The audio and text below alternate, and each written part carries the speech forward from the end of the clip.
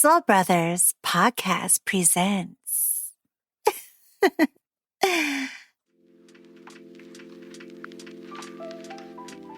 You know, for a long time, mental health wasn't something people talked about. It wasn't a conversation you heard in barbershops. It wasn't something people posted about online. And it definitely wasn't something that companies were building multi-million-dollar companies around. Back then, you were told things like, just tough it out, be strong, or even don't talk about your problems. But now, culture has changed. Today you hear about mental health everywhere. Athletes talk about it, celebrities talk about it, and podcasters talk about it also. And you know who else? Companies talk about it too. You see ads for therapy apps, meditation subscriptions, and even wellness platforms. Some promise peace, some promise healing, and some promise clarity. And now listen, a lot of those things can be genuinely helpful for people. But it made me start wondering something. When did health become something you could subscribe to? When did mental health become something that you could package, market, and sell it? Because on this podcast, we always ask the same question. What are we really paying for? And today, we're talking about the cost of healing. Let's get into the show.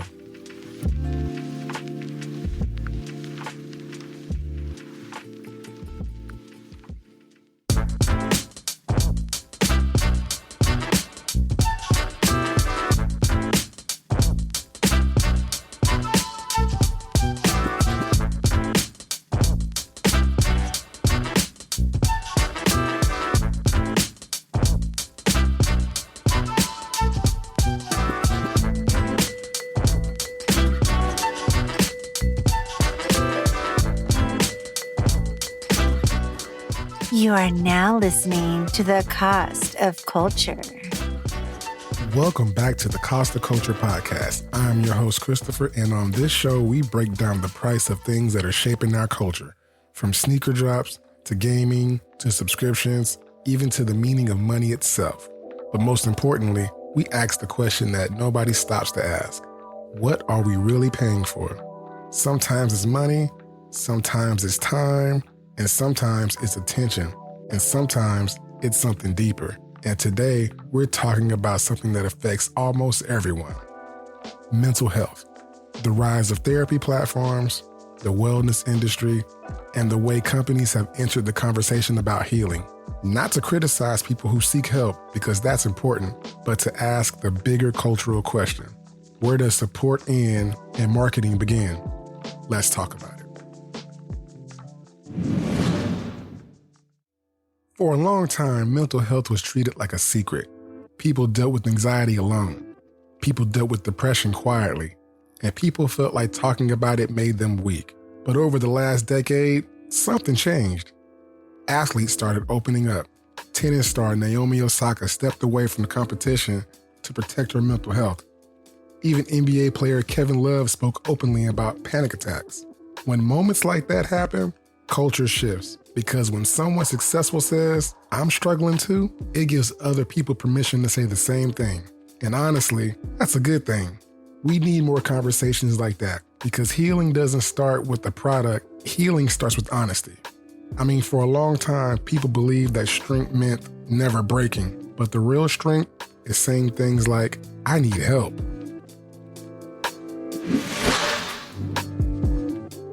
Once the conversation around mental health became more open, something else happened. Businesses saw an opportunity. Platforms like BetterHelp and Talkspace exploded in popularity. Meditation apps like Headspace and Calm became household names. Suddenly, you could access therapy from your phone. And in many ways, that's progress, because accessibility matters. But it also raised another question. When something becomes subscription-based, does the focus stay on healing, or does it slowly shift towards customer retention? Because at the end of the day, these are companies, and companies are businesses. Now, it's possible for something to help people and still be a part of the business model. I mean, both things can exist at the same time, and that's where the conversation gets more interesting. Imagine someone sitting alone in their room late at night. They're scrolling through their phone. They see a therapy app ad, then a meditation app, then they see a motivational quote, then another ad telling them they deserve peace. And maybe they do. But it raises a quiet question. Are we building real support systems, or are we slowly turning healing into another subscription? Because peace shouldn't feel like something you have to buy monthly. Sometimes peace comes from something much simpler, like talking to someone who actually cares.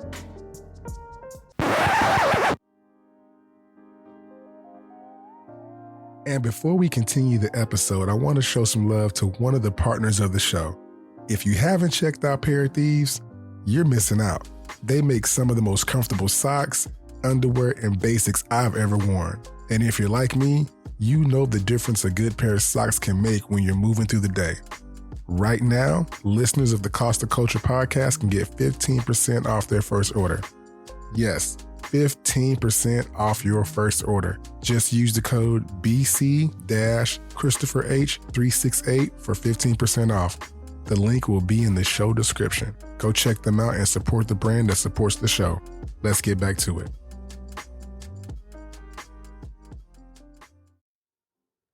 Now let's talk about something interesting.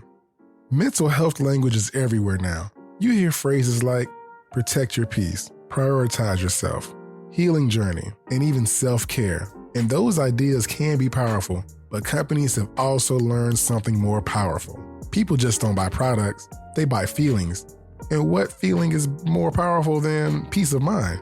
So now you see mental wellness attached to courses, subscriptions, retreats, apps, even workshops. And again, some of these things genuinely help people, but culture always changes when emotion becomes marketable. Like when companies start selling the feeling of peace, we have to ask ourselves something. Is this product helping us or just helping us cope long enough to renew a subscription? Think about that. And what some people don't understand is that there are real outlets to help mental health. And before I get into that, one thing I want to make clear this episode, healing doesn't always require a purchase. Sometimes the most powerful outlets are things people already have access to, like music, art, writing, podcasting, walking, running, working out, talking with friends, spending time with family, being a part of something bigger than yourself. Because sometimes healing starts with something simple, like a conversation.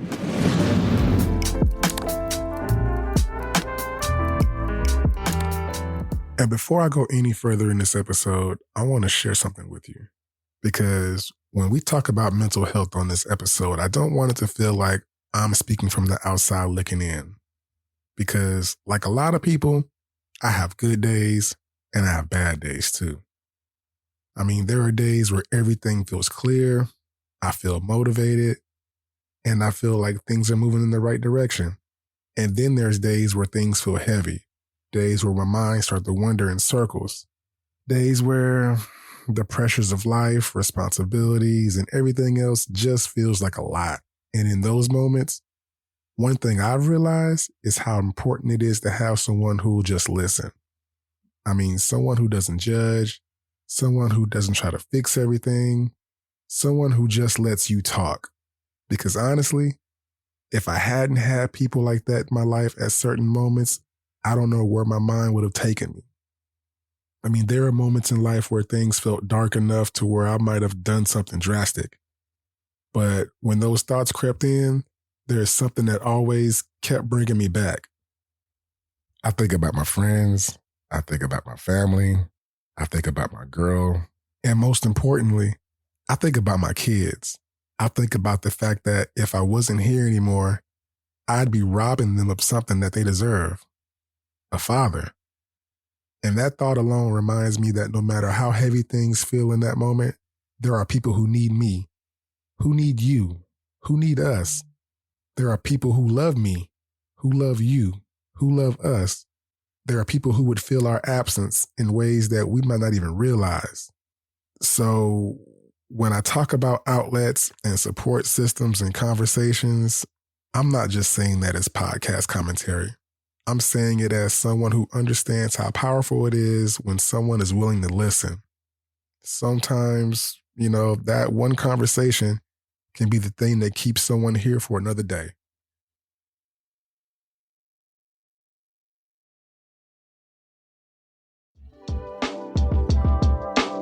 I also want to shout out another partner of the show.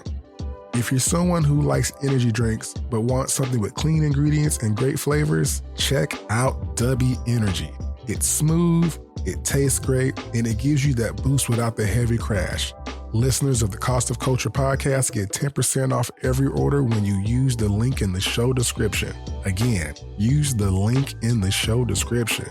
So if you want to support the show and try something new, go check out Dubby and grab one of your favorite flavors. Let's get to it. Mental health conversations are important, but culture can't rely on apps and services. Sometimes the most powerful support system is each other. You and I, checking on friends, having real conversations, creating spaces where people can talk without judgment. Because healing doesn't always have to come from technology. Sometimes it comes from me and you. And before I go, I want to leave you with this. If you or someone you know is struggling with mental health or having thoughts of suicide, help is always available. In the US, you can call 988. That is the Suicide and Crisis Lifeline. That is 988. It connects you with trained counselors who are here to listen and help. And if you're listening to this today, and if today just happens to be one of those heavy days, just know that someone wants you here tomorrow, and the next day, and the next day after. That's real. I want to thank you for listening to the Cost of Culture podcast. If this episode made you think, share it with someone, because the conversation about culture doesn't end here. It continues with you. And as always, what are we really paying for? I'll see you next time. Peace.